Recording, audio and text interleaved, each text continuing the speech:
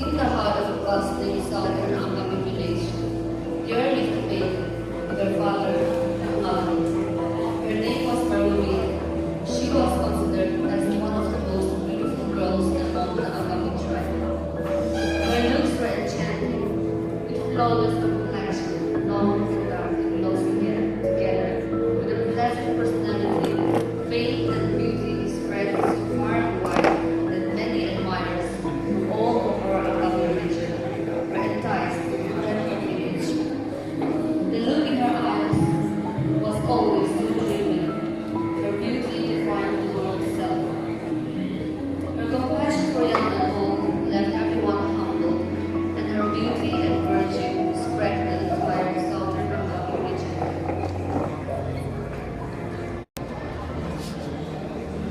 Many warriors came and wooed her. Among them, Kidima and Mehouviu came and tried to win her hand. Kidima, the first suitor, visited her house soon. Mehouviu, I've come here today to say something to you. I look at the beauty in your eyes, glowing like the sunrise. As you smile, you open up the cloudy skies. Your laughter delights even the day. You are my love, my heart. My soul will forever endure. Fair maiden, come with me. Let us unite as husband and wife in this realm of this universe.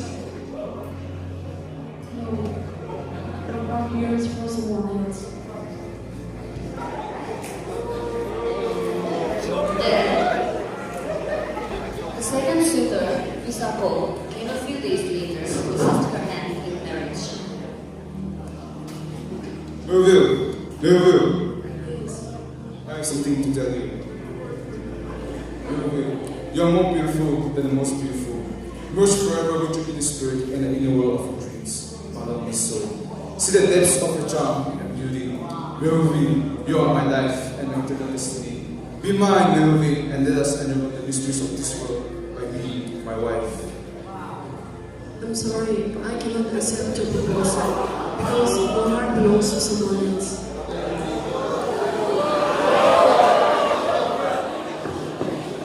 However, Meruvie rejected their proposals and they left dejected. She was secretly in love with a young warrior from the neighboring village. His name was Marosa, from Kidima village. She never saw or met him, but heard about his strength and the countless number of heads beheaded perched on his porch. At Meruvie's house,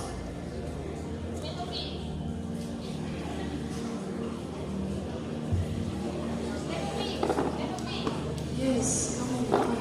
Have a seat.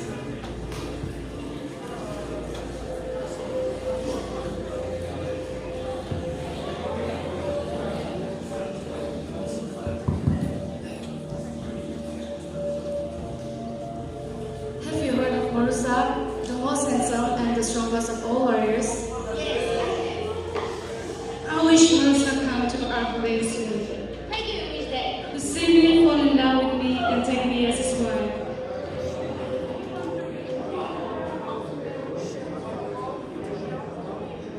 I wish it could come true. Yes, there's no doubt that he will soon come to a village and ask Louis and marriage.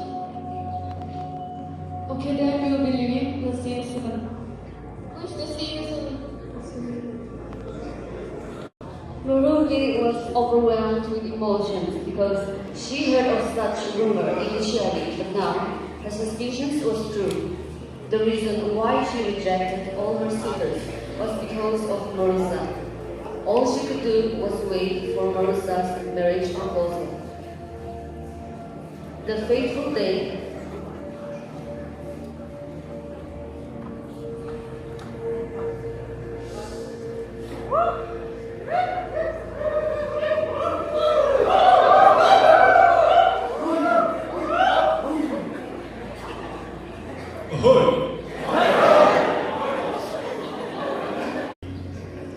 Ahoy! Please come in. Please come in. You must be tired and thirsty. I should serve you some wine. Have a seat. Thank you.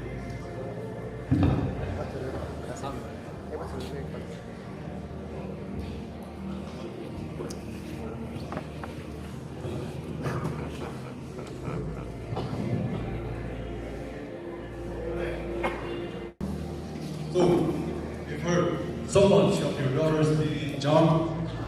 We came all the way from Kidima to ask for your daughter's hand in marriage with our nephew, the mighty warrior of Kidima.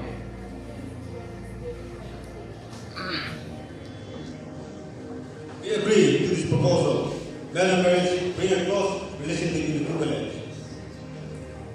Okay then, farewell. We shall head back home and convey the good news to everyone.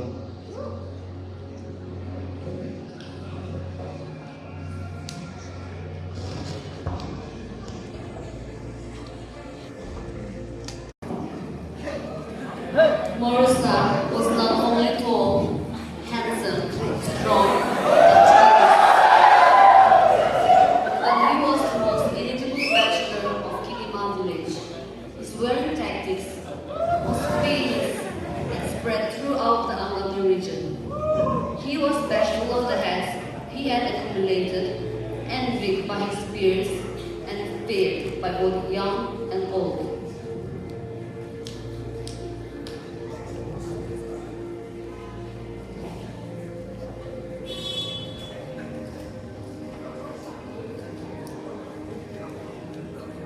Morusa, yes, then come. Dear nephew, surely you must have heard of Mehouviu. Her beauty, virtue, and charm is all well known. We ask for our hand in marriage on your behalf. Indeed, both of you will make an acceptable girl. If that is what you feel, I agree to this marriage. Right, come, let us prepare a feast for the wedding.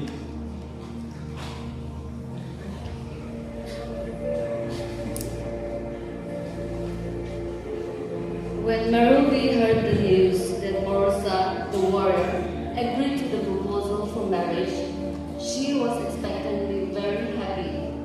She began singing songs of joy. I've asked myself, could I be the one you're seeking? Will I be the one you choose? But I'm happy, for you chose me. Oh, Marosa, I'll be yours. We should always be together. She went to share the news with her friends. Avino, Asino.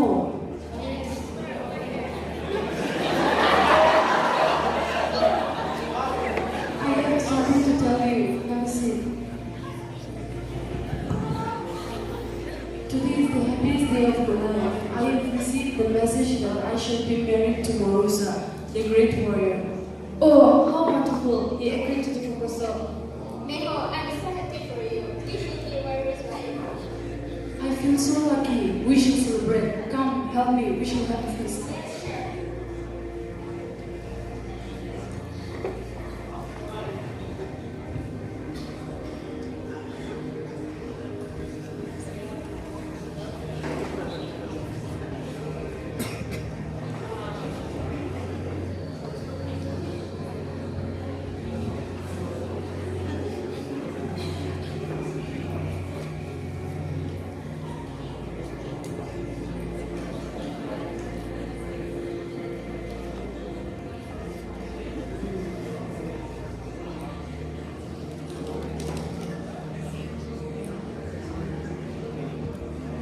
As it was customary for a feast to take place when a woman was to be betrothed to a warrior, Meruviu's parents, relatives, and friends prepared for a great feast.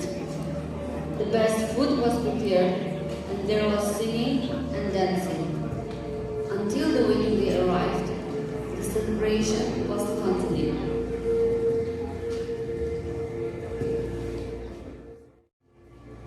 But just a few weeks before the wedding, Meruvie, as usual, after the feast, went to sleep.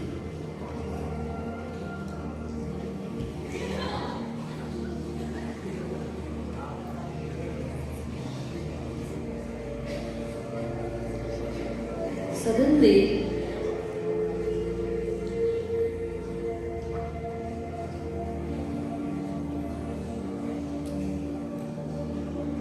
Where am I? she looked around and noticed she was in the kitchen. As she got up, she realized she was in Marosa's house. Oh, strange. Why is there no one here? And who kept this plate full of heaped rice and meat here?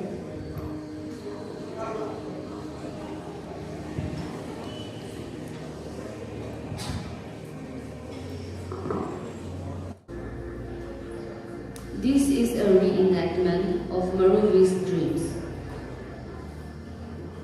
On waking up,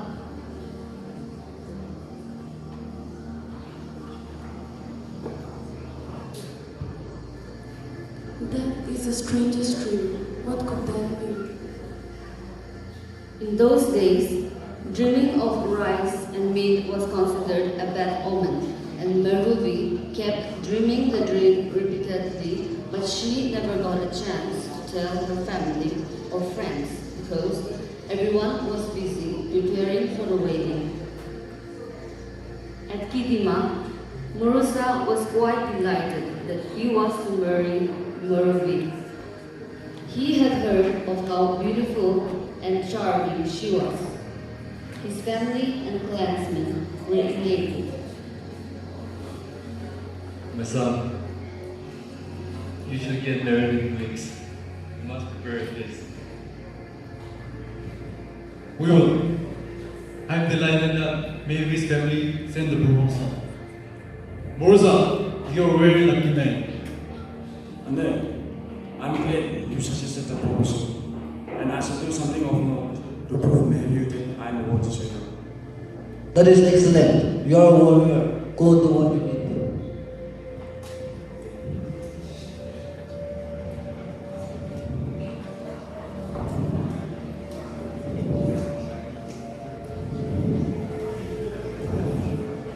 Since those were the days of head hunting, gifting a hat was considered to be a symbol of strength and a true warrior. Marosa set outside his village into the forest, expecting to encounter an enemy warrior.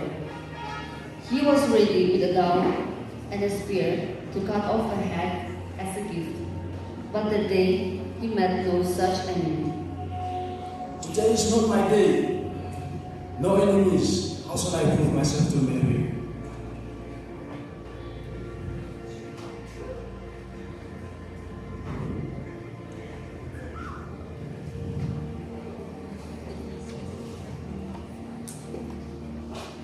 So he kept walking. Finally,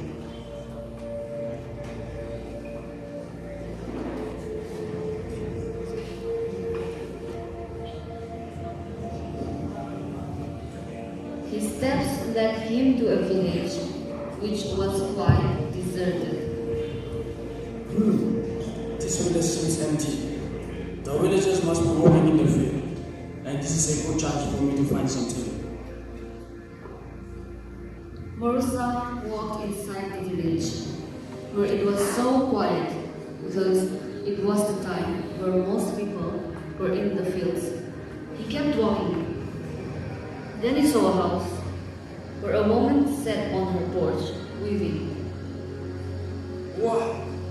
What a beautiful woman! What a beautiful hair! I think this will be the perfect gift. Marosa tiptoed slowly towards the house, ready with the spear and dagger.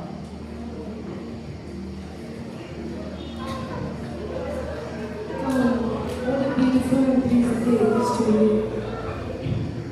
She felt as if something moved behind her, so she looked back. She was surprised to see a man with a dog and a spear.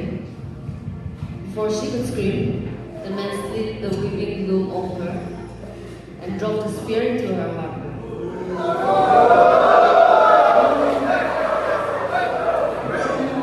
She died. That was great. This is my lucky day. Oh my God! Thank you. This is a beautiful woman. I shall cut her head.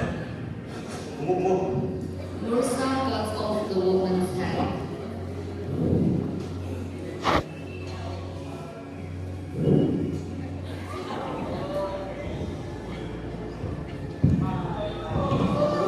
He was very happy that day. He found his target and with great pride took it home. Oh, what a lovely day. I'm returning as a hero who has achieved to bring a gift for my lovely bride. I am the man whom she said, yes, rise every head, rose every chest, for the mighty warrior is here. Look what I brought for my beautiful bride. Indeed, what a gift.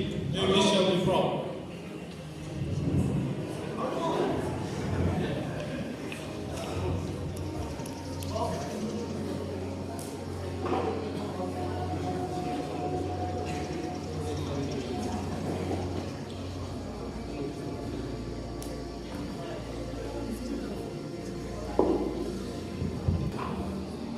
Returning from the field, Meruvie's parents called out her name.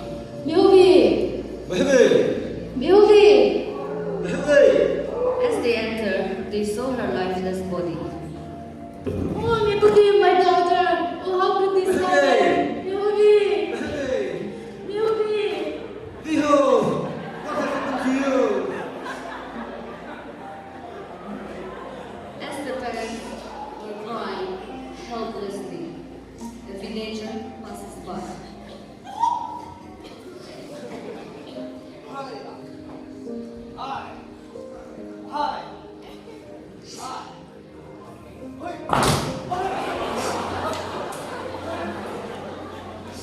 Although we're dead, someone was just be killed and be in a car.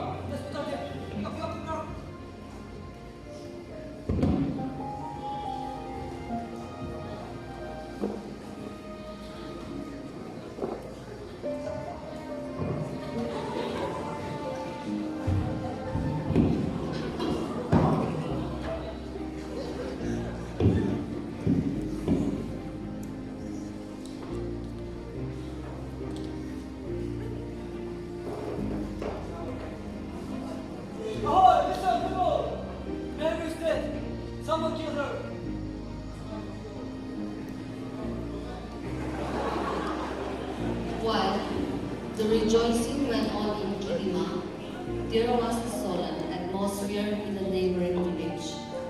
Meruvie's village was filled with sadness. A tragedy had happened.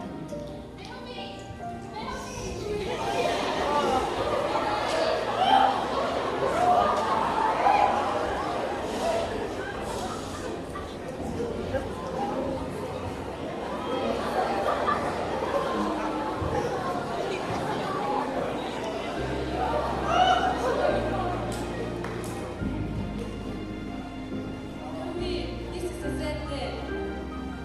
Why do you leave us like this? Mehouviu, what will happen to Morusa?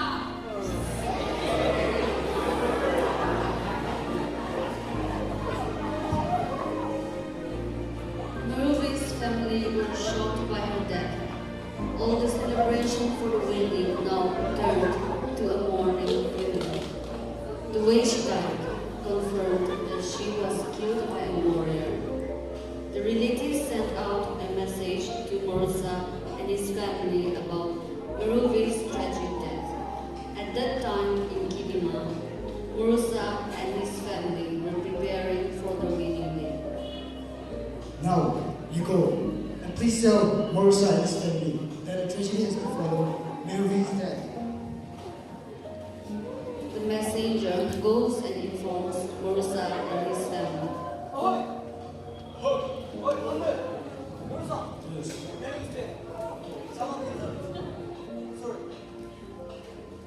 Morusa's family was shocked by the news.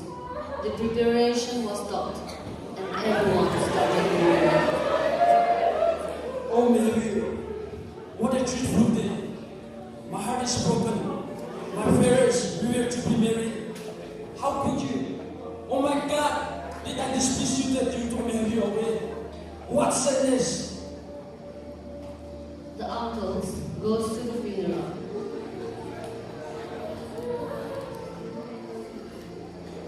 Marosa was grief-stricken and mourned for days. But slowly, as days passed, the story of how Meruvie passed seemed suspiciously similar. So, he went to his uncles to get the details of the story. Then you inquire Mehuviu's family how she was. Yes, we went to visit her family. It was a tragic funeral. She had been beheaded by someone. I feel for the family. I still can't believe it's true. Indeed, her body was found on the porch. She was weeping when she was killed. Oh goodness! I killed a woman the other day when she was living on the porch. Did I kill my own beloved?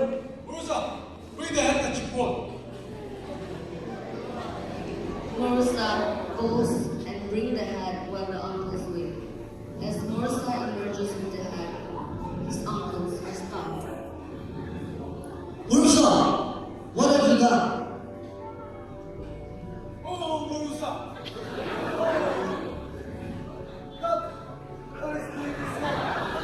This is Meruvie. Marosa stood there, shocked and numbed. He froze, dropping the head in the daze, and he sat before the head and started to cry. The message was sent to Meruvie's family as to what had actually happened.